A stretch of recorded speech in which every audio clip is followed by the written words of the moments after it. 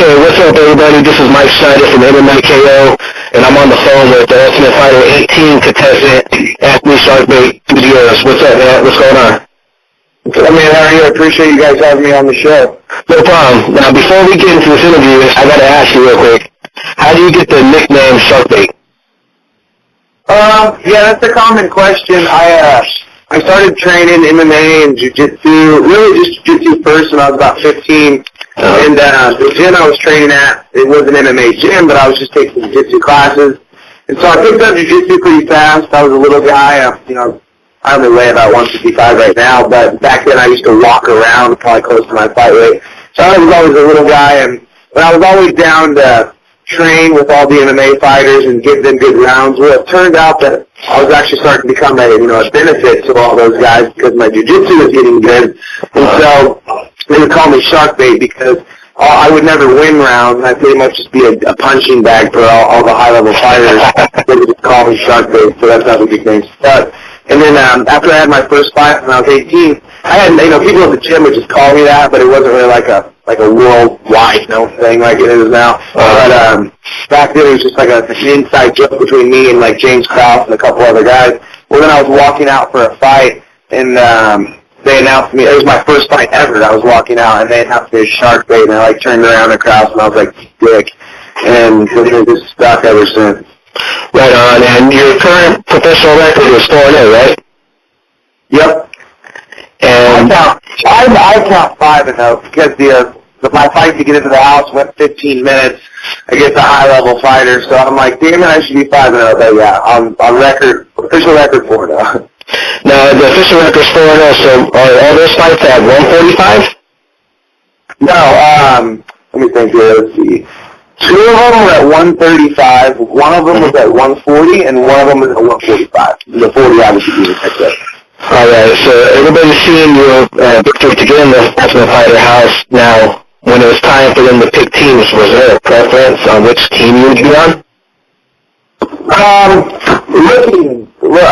At the moment, like when I was about to go on to the show and I was there, I wanted to be on Ronda Rousey's team like badly. I wanted on Ronda's team for sure. And the main reason why is not because of Ronda, or it has nothing to do with Ronda, it has nothing to do with Misha.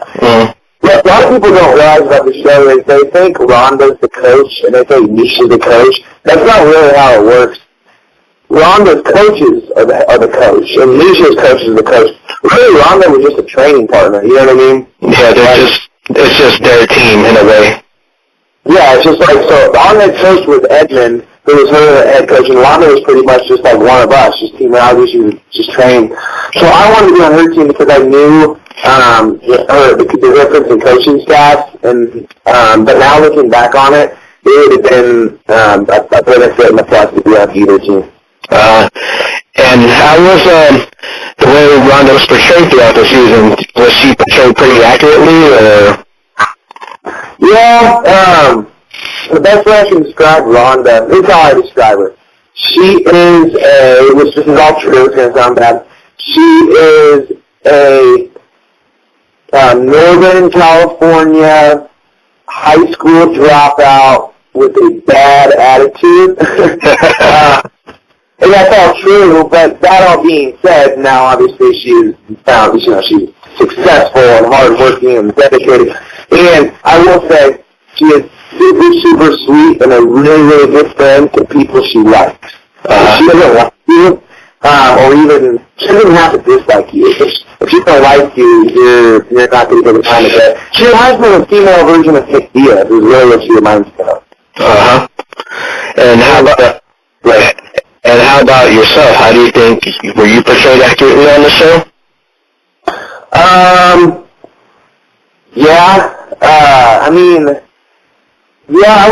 I would say, because here's the thing, like, I can go, there's a million different examples I could give you, but one of them being all the meals that I was eating on my episode where I missed weight. It's like, okay, obviously I ate all those meals because there's a video of me swallowing the food. Now, the only difference is what people don't know is half of those meals were 5 weeks prior to that actual fight coming up. You know what I mean? Exactly.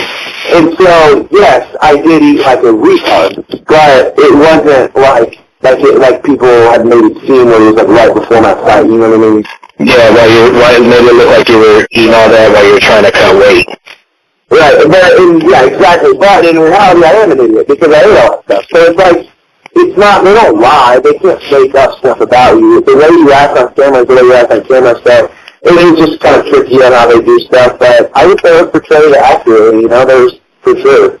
Now, do you think that they try to set up fighters not to make weight? Because I heard you were eating a lot of ice cream in the house, and you would figure if you had a house full of fighters, why would you put ice cream and all these junk foods in the house? No, I mean, this is what's weird. I mean, everyone has a list every morning. When you wake up, you write a list of things you want to eat. I don't want to order ice cream. I just like other people with ice cream.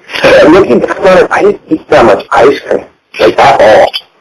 But I did eat ice cream. and also, to go to your question, sorry, I didn't even answer your question.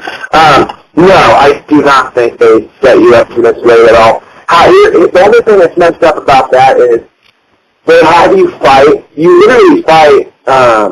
You fight 3 times. Think about that for a second. And everybody cuts from at least 150 to 135, at least. And so to fight 3 times in 6 weeks, I think that's pretty dumb. And that just makes it super hard. Now, that being said, that's an unexcusable excuse because obviously we've seen time and time again over and over, season and season and season, people do it successfully.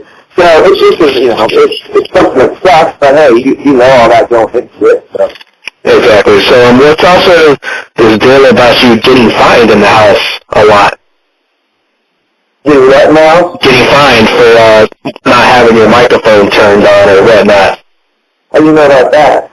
I seen it, Juliana Pena's blog. She said you would get fined a lot.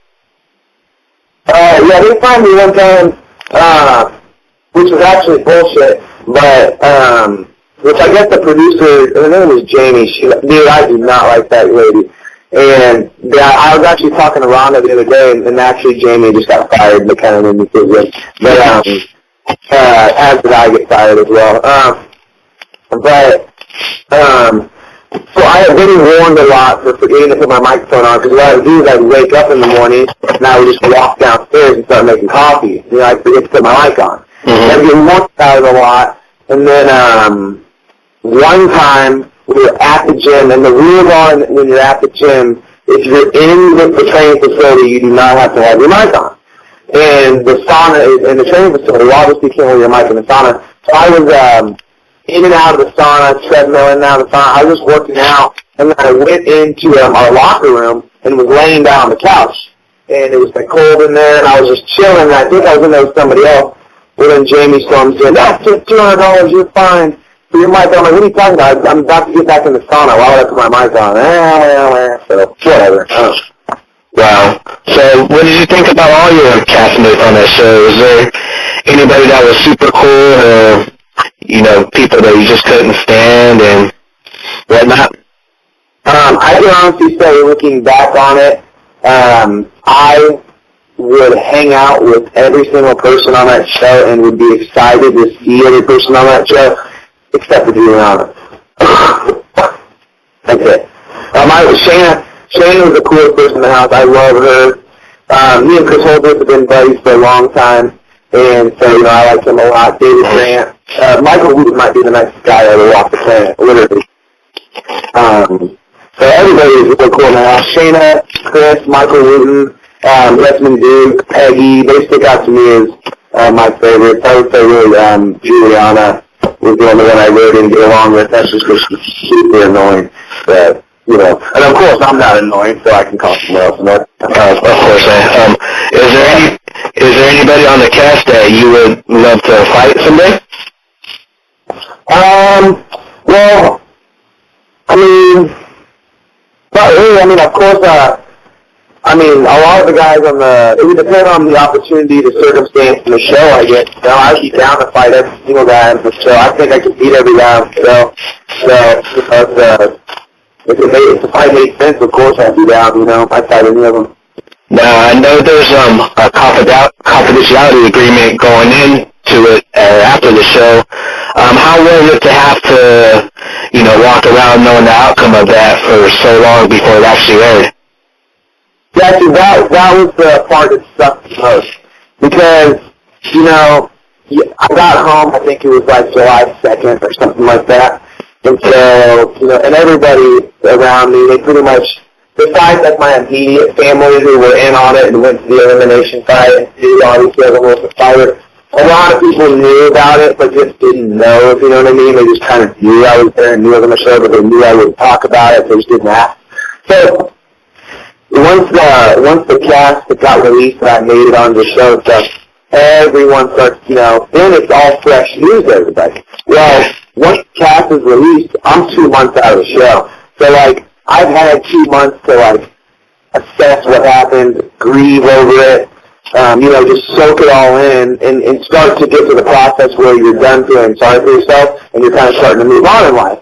Well, then it becomes fresh in everyone's mind once the cast gets released. Well, okay, we're going to have another 3 months after that to kind of let that dwindle down. So now we're talking 6 months since I've situated, 6 months since all the, bad stuff has happened. Now it's time for me to, I can really move on to this. Boom, now the season airs. Well, now I'm this celebrity, so to speak. I'm on a TV show. So now it starts all over again. So now it's all fresh. Oh, my God, I know you wanted Anthony. I know you were on the show. I can tell you on the show. Okay? Now I got to smile. I can't give out any hints. You know what I mean? Exactly. And so that sucks. But everything's pretty good. I mean, I really don't have much to complain about. As far as how bad things happen, things haven't been so bad for me. Alright, so now what's life like after the show? Okay. Well, my stepdad made a good point to me, and here's his point, so if I would have the promotion that I'm going to be fighting for and the money that I'm going to be getting paid, really the money and the opportunities, I've had offers from every organization you can think of outside the UFC. All the biggest organizations have made me offers to sign with them. And if I would have never gone on the show, period, companies like Bellator, all these big companies wouldn't be interested in me. I don't know, maybe they would have been, but my stepdad, said they weren't interested. Bellator wasn't interested in you before the show. Yeah, the show turned out the way it did, but look, now they're calling you every day, begging you to sign, and I don't mean that literally. I'm not saying, I don't want people to think Bellator's calling me literally, but I mean, they're very, very interested. And so now, so then I'm going to make more money, and I have opportunities to go on the big show. Yeah, it's not the UFC. Yeah, the Ultimate Fighter didn't go where I wanted to go, but there are positives to the situation, Right on. Yeah, it just makes that ultimate goal to get to the UFC a little longer and windier, huh? Well, yeah, that, and, I'm 23, and I plan on fighting for, I honestly sometimes feel like I haven't even started yet, and I've had like 25 total MMA fights.